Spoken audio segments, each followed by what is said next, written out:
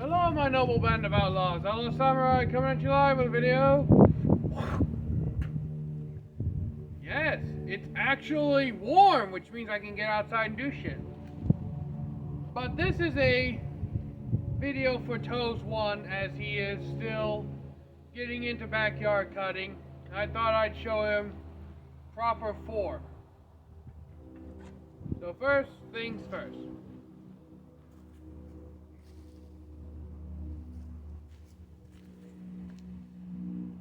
I'm going to demonstrate a overly exaggerated baseball bat swing.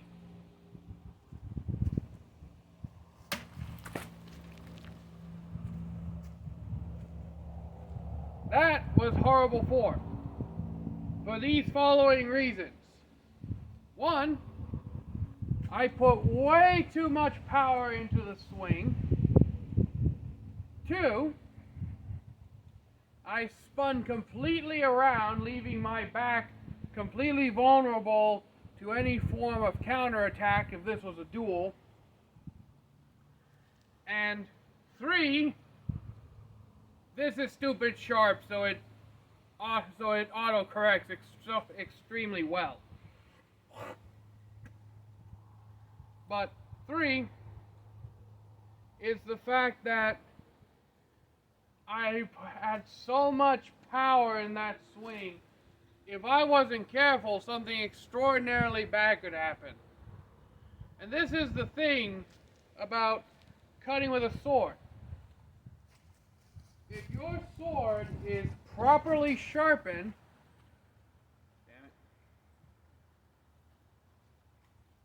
then you really don't need much effort.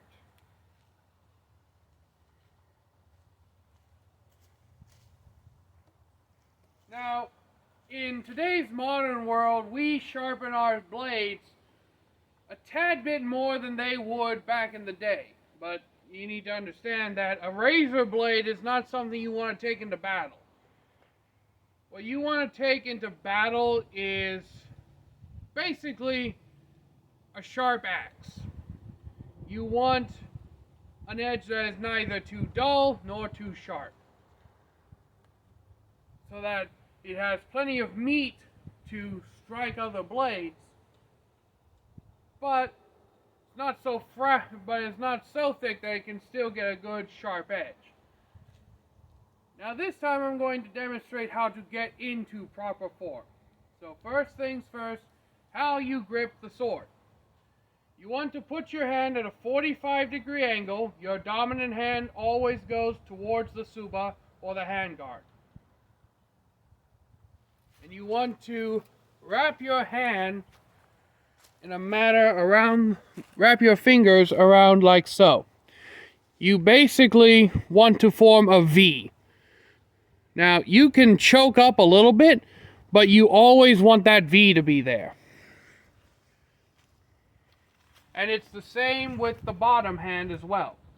You want that V for good control.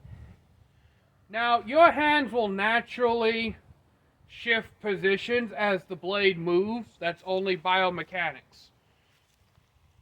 But this is pretty much the standard grip. Next, your footing. What you want to do is you want to put your lead leg forward. That is the leg that is on your dominant side. And you want to kind of stand like this. Your knees bent ever so slightly. You can straighten out your back leg if you choose, but I tend to rest. Personally, I tend to rest my weight on my back leg when I cut. But that's just me. So, forward view. You also want to kind of keep your feet in line with each other. Side view. Now, this is a very rigid stance, but it is the one that most beginners learn. Now, I'll show you the kind of cut you can get from said stance. A very static one, I know.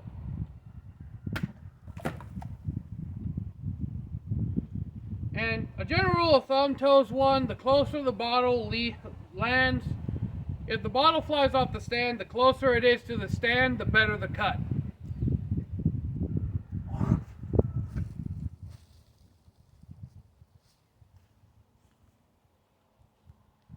The next is a stepping cut. This is one where you will actually be a little further back than your intended target. And this one requires a bit of experience to kind of gauge the proper distance. But in essence, what you're going to do is you're going to have your blade either raised up, retracted, what have you, and you're going to step and cut.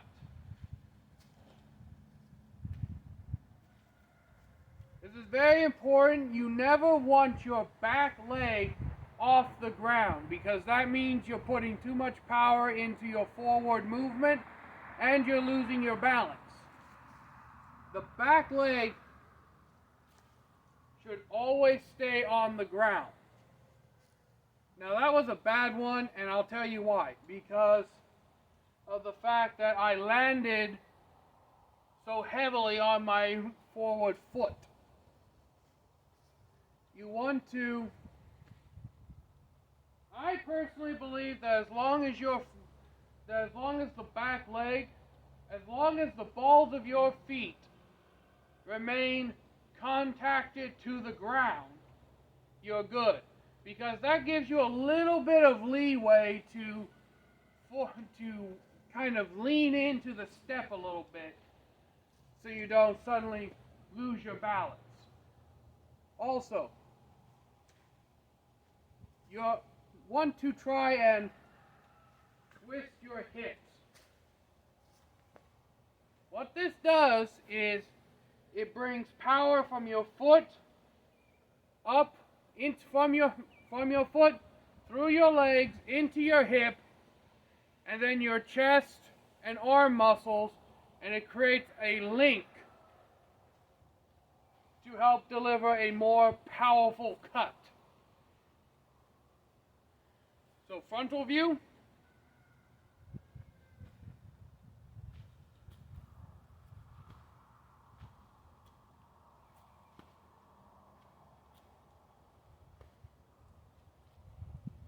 Now, I was making the cutting motion before my foot landed. Generally speaking, that's fine. You want to perform that cutting motion before your foot lands because you want the landing of your foot to kind of give you a natural stopping point when your lower hand hits your abdomen. This is where you really want to stop a cut with good follow through. And now the side view.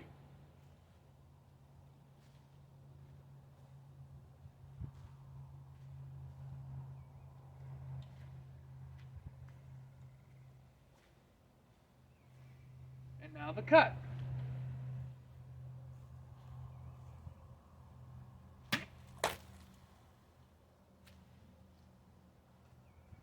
So I hope this has helped Toes 1.